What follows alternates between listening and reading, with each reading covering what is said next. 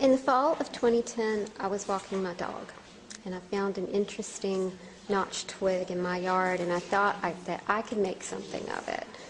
I can't really explain what made me think that. I think I fell under a fairy spell. I truly do. 12 hours later, I was still building tiny little chairs and little tables from twigs and bark and stone. And I created a miniature artist studio, and at the urging of a friend, entered it in the all-media art show at Artworks, and it was accepted, which led to establishing Wildwood Fairy Art, which is my little company, and all sorts of opportunities to display and sell my work. I only use natural materials, no plastic or remodeled pieces or craft store items. I only use natural objects I find on the ground and recycled items like coffee filters for aged paper in the books I make and canvases. And I use coffee grounds as potting soil for tiny plants. People have said Wildwood Fairy speaks to them, reminds them of something they can't quite put their finger on. Humans are stirred at a cellular level, and I think miniature items call to our inner child. Children long for adulthood. Adults long for the innocence and sweetness of childhood. It's been a remarkable thing in this world of strife and conflict to bring forth art that makes people smile and remember a simpler time and place.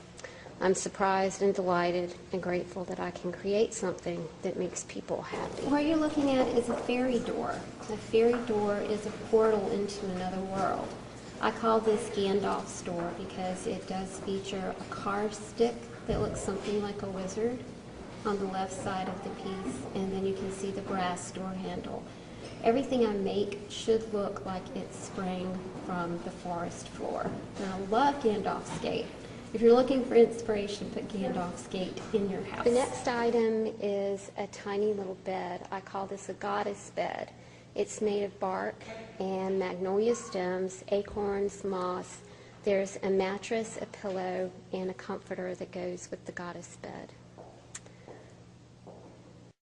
The next piece is my artist studio. It's the first piece that I created, and it features an artist's easel, a chair, a palette, and an artist's table. The scrolls on the artist's table are parchment, and I created those from recycled coffee filters. And it has tiny candles. It features paintbrushes that are made of marigold seeds. And the artist's table, where he keeps his journal, he has a feather pen and all kinds of bottles of paint. And then when he gets hungry, he has another small table with a stool and a sketch pad and nandina berries to eat and a magnolia flask of wine to drink. The next piece is what I call a harvest table. It is a bark table with twig legs. It features salt clay. Salt clay is salt, flour, and water. It's, of course, non-toxic, not bad for the environment. That's what the cheese platter is made of, and the cheese.